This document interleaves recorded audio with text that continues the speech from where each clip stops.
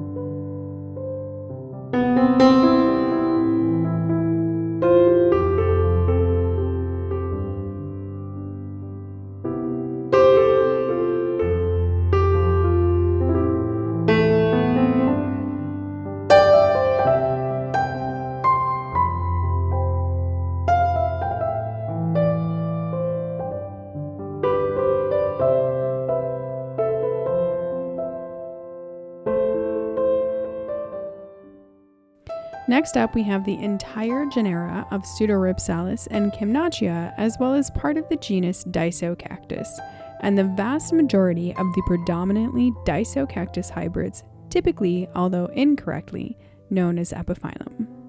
Pseudorhipsalis is a small but remarkable genus. Pseudorhipsalis means false rhipsalis. The species from most to least common are Amazonica subspecies panamensis, Amazonica subspecies amazonica, Amazonica subspecies chacoensis, alada, himantoclada, lancasterii, and acuminata. The most famous is Amazonica subspecies panamensis. The flowers of this species are highly unusual, with a gradient from bright pink to indigo. This indigo color is exceedingly rare in plants, which is this species' claim to fame. Literally everyone should own this plant for that alone. It grows very long, sprawling, and cascading stems. Sometimes plant names make a lot of sense, and in this case we are told the original species is from the Amazon and the subspecies is specifically found in Panama. Subspecies Amazonica seems to grow a bit more upright, and the flowers are solid pink without the indigo color. Subspecies chacoensis was named for where it was found in the Chaco department in Colombia. It's the rarest and most interesting of the three. It's not shown here because I don't have it yet. The flowers are larger and a bit peculiar in shape. They are typically paler pink with hints of white and a bit of purple at the tips. Pseudorhipsalis alada is a gorgeous plant. Alada means winged and is meant to describe the stems. I have a soft spot for weirdos, and this one has peculiar flowers which are an awkward shade of yellow-green. Again, a color that is rather uncommon in flowers, although not as rare as indigo. I often find myself staring at this plant though, and for the amount of epiphytic cacti I have, that says a great deal about its beauty. Pseudorhipsalis himantoclada has stems that are quite long and strappy, which is essentially what its name means, something crazy like leather strap stem. It's another beautiful plant with really beautiful flowers. The flowers are white, which might not seem that interesting, but they have a serious ethereal vibe about them. If you asked me to choose my favorite flower of this genus, I would not be able to. Literally, all of them. Pseudorhipsalis lancasterii is another ridiculously beautiful species. The stems are again long and glorious and the most elegant of all of them. The flowers are again an ethereal white. It was named in honor of Charles Lancaster, who originally collected it. The rarest of the bunch is Pseudorhipsalis acuminata. The flowers are again a beautiful white, although shorter and a bit more star-shaped. The stems are stiffer and it grows a bit, well, all over. It was named for the curious elongated points at the tips of the stems. This species is not shown here, as again, I do not have it yet. Next, we have the genus Kimnachia, which was also named for the American botanist Myron Kimnach. There is a single species but split into 2 subspecies and 1 form. Kimnachia ramulosa, subspecies ramulosa, form ramulosa is the most common. This plant is sold under many old classifications, including Rhipsalis ramulosa and Pseudorhipsalis ramulosa. It might also be found as red coral cactus or red mistletoe cactus. Not all of them are red or will even turn red, so if that is the look that you are after, you need to search specifically for one that is already red or came from a reddish specimen. It's quite elegant and a serious favorite for many, which is why it is so common. The stems grow long and strappy, and it has a beautiful branching trailing habit. The name actually means branchy. It is extremely fast growing, quite possibly the fastest growing of any epiphytic cacti I have ever experienced. But that just means you will have a statement piece in no time. Kimnachia ramulosa, subspecies ramulosa, form angustissima, is actually a very miniature version of form ramulosa. The name means very narrow. Kimnachia ramulosa subspecies jamaicensis, as the name suggests, was found in Jamaica. It's quite similar, only it's a bit more stout with stems that reportedly remain green. The flower is also peculiar as it is a strange shade of green instead of white like subspecies ramulosa. They all produce an abundance of very attractive white fruit. Next, we have some Disocactus species. This genus is full of crazy species. Some have strappy stems while others are crazy thick and round and ribbed and spiky. So we definitely will not be covering them all. There are many species, including Acremanii, which the true species has only flat stems. Virtually all plants with this name in cultivation are very early Acremanii hybrids. Angulinger, commonly called fishbone, rickrack, and even ladder cactus. Aurantiacus, biformis, crinatus, eclamii, lepidiocarpus, lodii, macranthus, mcdouglii, nelsonii, philanthoides, quiselticus, and I'm not sure what is going on with nelsonii subspecies hondurensis. It seems it might be its own species now, but I'll wait on that for a more trustworthy source. We definitely are not going over them all, as I don't even have them all. My favorites, though, are the ones with rather small tubular flowers and small strappy stems. They have a tendency to produce these rather long, what we like to call cane stems. Quiselticus has pinkish flowers, eclamii has reddish fuchsia flowers, biformis has pinkish fuchsia flowers, and salvadorensis has yellow flowers with petals that curl back. Nelsonii fits the same plant type, but the flowers are larger and look like lilies. Hondurensis doesn't fit this plant type as the stems are much larger, but the flower is very similar, just with purple anthers. Aurantiacus has very, very long, elegant stems and is the parent to many a viral Instagram hybrid. The flower is larger and a curious shade of yellow-orange to orange. Now for the hybrids, which there are tens of thousands, and they don't all have strappy stems, but many do. Because they have been so hybridized for so long, the stems come in every size and shape. Some are short, some are insanely long. The flowers also come in every size, shape, and color except blue. Many flowers are prized for the very large, showy flowers, while others have small, dainty flowers. The vast majority of these hybrids were Disocactus hybrids, but at the time they didn't know they were mostly Disocactus they were hybridizing, as many of them were misclassified as Epiphyllum. This is why today they are commonly, although incorrectly, called Epiphyllum.